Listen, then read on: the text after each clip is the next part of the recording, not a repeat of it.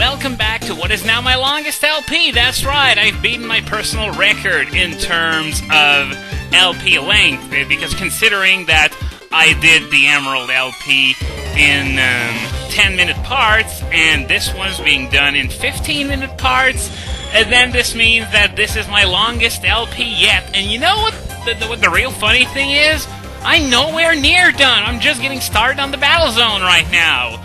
So, yeah, I'm sort of thinking that if the time limit was still 10 minutes, I would probably need more than one playlist in order to cover the entire LP, because for some reason there's a limit of 200 videos on each playlist on YouTube. So yeah, right now I'd be in the low 160s, and considering that I still have almost the entire battle zone left to go, and the Elite Four rematch after that, well, I might easily have gone past 200 videos had the time limit still been of 10 minutes.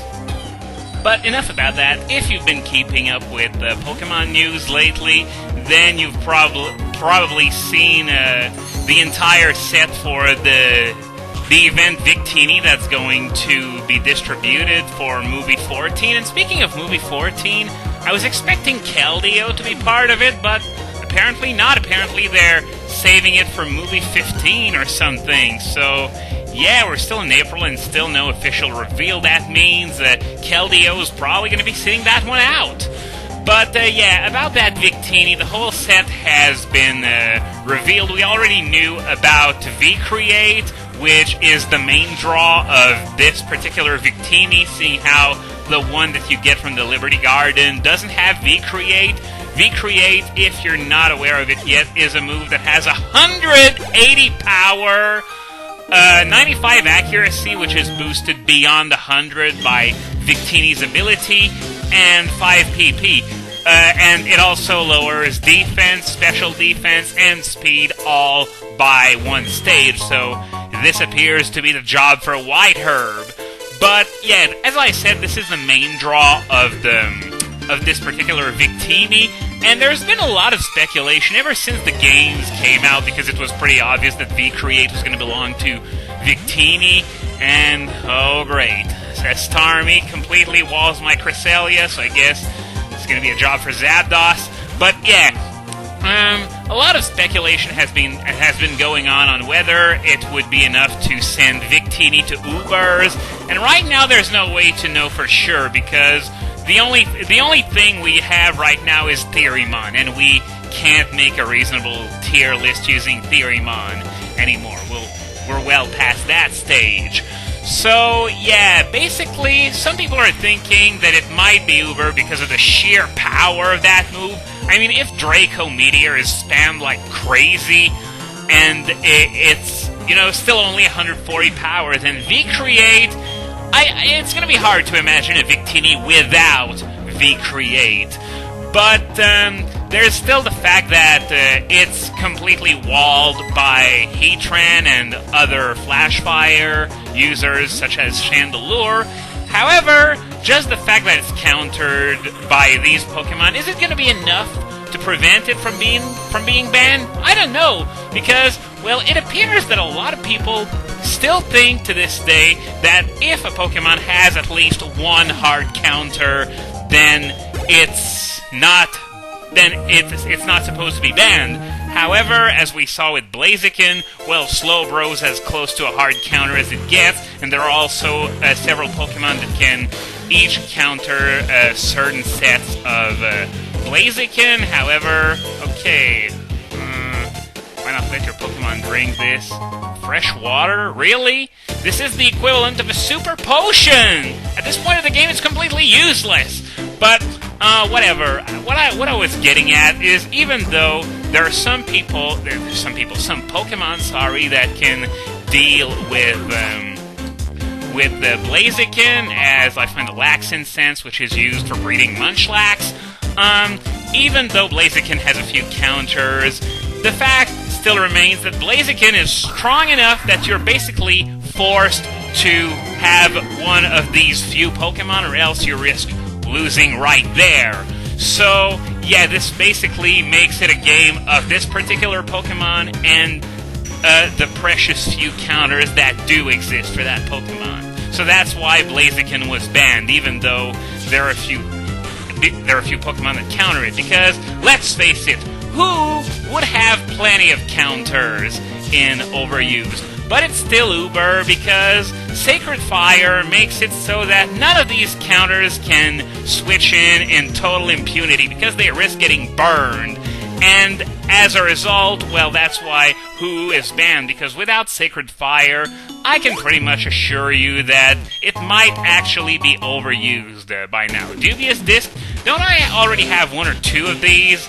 This evolves Porygon 2 into Porygon Z, by the way. I think I'm not sure, but I think I already had two of these, but I'm too lazy to check because doesn't really matter either way because I'm not planning on using one Porygon Z, let alone three of them. And yeah, plenty of water Pokemon to go around here, that's why I changed my lead to Zapdos. But anyway, is Victini having V-Create going to create, pardon the pun, is it going to create a situation where it's going to be all about either having a counter for it or being guaranteed to lose right then and there? There's no real way to know because the drawback is still pretty huge. You lose both defenses and some speed as well, which is probably the worst thing about it, but still, it's only one level, and I could see a lot of people using the White Herb to negate its effects.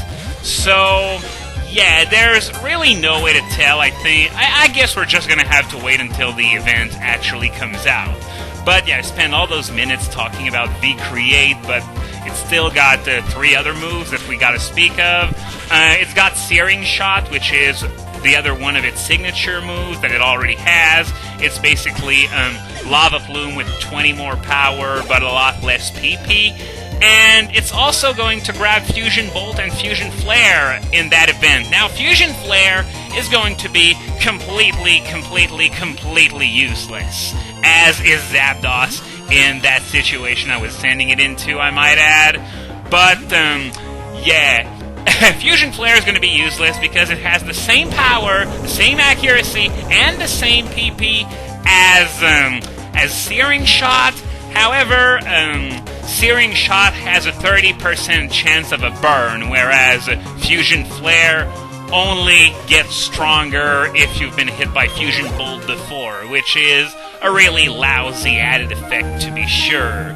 And Fusion Bolt, on the other hand, might be sort of interesting if you're going for a physical Victini, but I guess that when the event is actually going to occur, all the purpose of all Victinis is going to be getting off V-Create as much as humanly possible before dying. But then again, as I said, there is no way to know for sure how everyone's going to play Victini once the event comes out.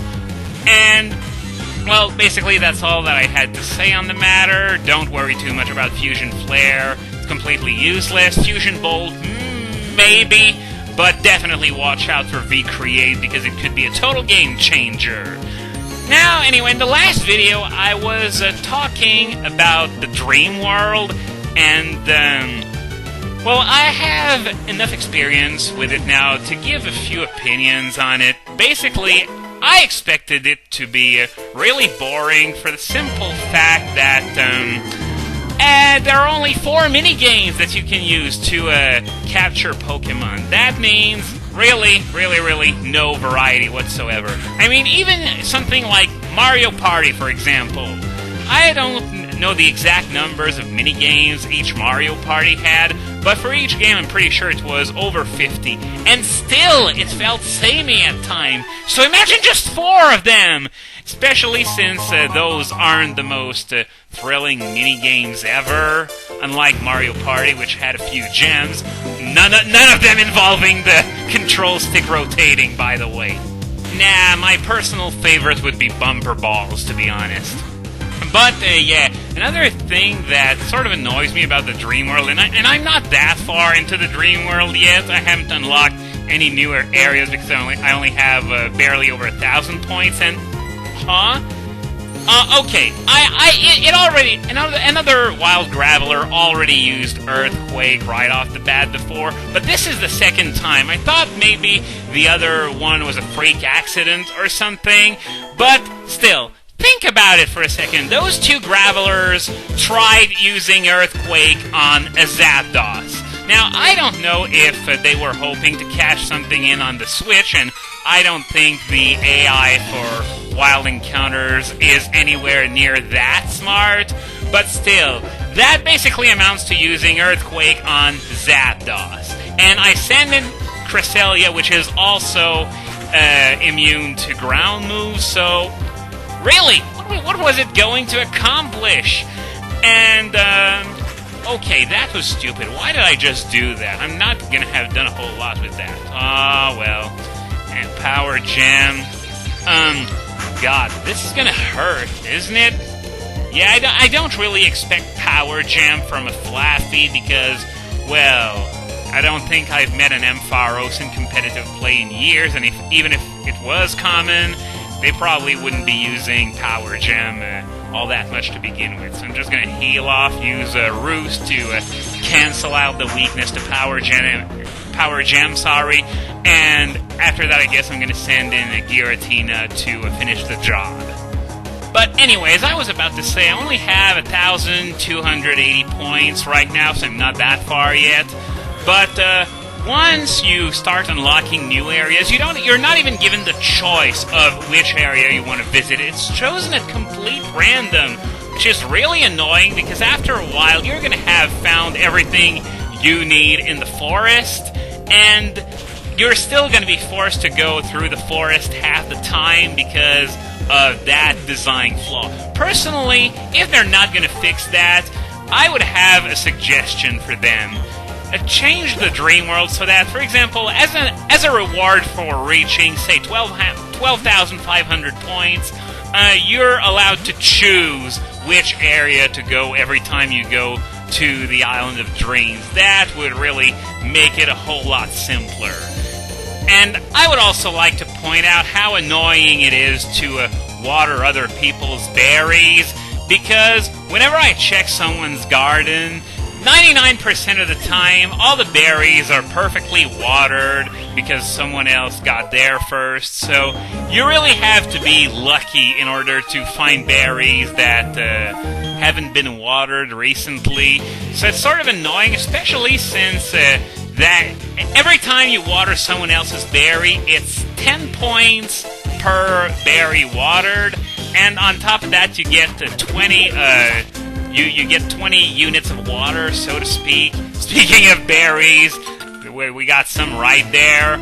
But yeah, you get 20 units of water every time you visit the Dream World, so you have a potential for 200 points every time you visit the Dream World. And it's so hard to find berries to actually water that sometimes it's just more effort than it's worth. So that's why some people recommend to just go to the Island of Dreams over and over and over until nothing appears, because apparently if you get enough Pokemon, stuff just stops appearing after a while, and after that you go and water other people's berries by trying to find them somehow, I guess.